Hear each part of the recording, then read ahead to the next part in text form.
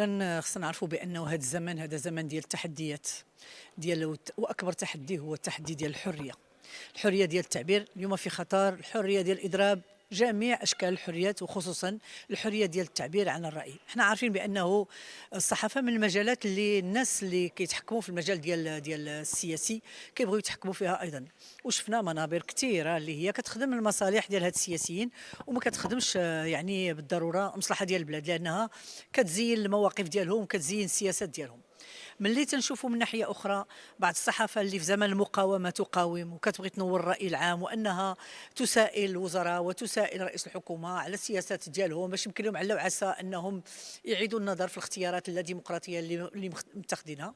كنشوفوا بانه هاد الوزراء كياخذوا هاد الانتقادات كيف كنقولوا في الدرجه الاولى وبخوميي دوغري. زعما انا كشخص، شكون انت كشخص، شكون الاخر كشخص، نحن كاشخاص ماشي هما المهمين. المهم هو المؤسسات، المهم هو الدوله ديال المؤسسات اللي اليوم كتضرب وبدات تدار كمقاوله يديرها رجال اعمال فاشلون في اغلب الاحيان. مع كل اسف هذه الادانه ديال الاخ المهداوي بلا ما يقولوا لنا بغيتوا تدخلوا في القضاء، حنا مازالين كنحلموا باصلاح شامل وشمولي لنظام العداله باش يوصلوا المغاربه الى المحاكمه العادله. كيف يعقل صحفي كيشتغل يعني وكيجيب واحد المعلومه يقدر يخطأ في بعض التقديرات، ولكن هذا لا يسمح بالشطط في استعمال السلطه، لا يسمح الوزراء ولا رئيس الحكومه انهم يجرجروه امام المحاكم، واللي باغي يقتص منه مليار واللي باغي يدخلوا للحبس واللي باغي انتقام. هذه عداله ديال الانتقام، هذه ماشي عداله ديال احقاق الحق.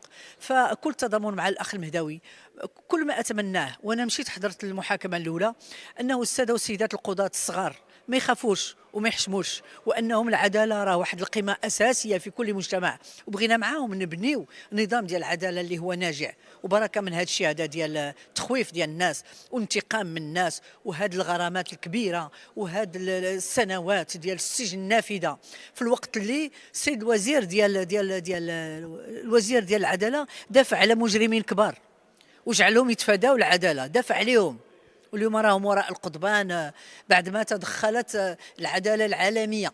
يعني هذا الشيء راه مؤلم كثير. وكل تضامن مع الصحفي المهداوي، كل تضامن مع الشباب ديال الريف اللي هذه 7 سنين هما وراء القضبان. علاش؟ لانهم قالوا بغينا مستشفى، بغينا طريق، بغينا حنا الحق ديالنا في التنميه المناطقيه ديالنا والمجاليه. كيف يعقل هذه بلاد هذه اللي كدير هذا الشيء؟ هذا الشيء راه ماشي معقول. وشكرا. المهداوي حتى شي واحد ما فوق القانون، ولكن المهداوي ما دارش علاش غادي يحكموا عليه اليوم ب 150 مليون وسنه ونصف نافذه. المهداوي كان تحكم عاوتاني 3 سنين، قال لك غيدخل واحد المدفع من التليفون واحد الوقت، وراه بركه هذا الشيء، راه زعما فتنا حنا الحدود. معلوم مظلوم المهداوي، مظلوم.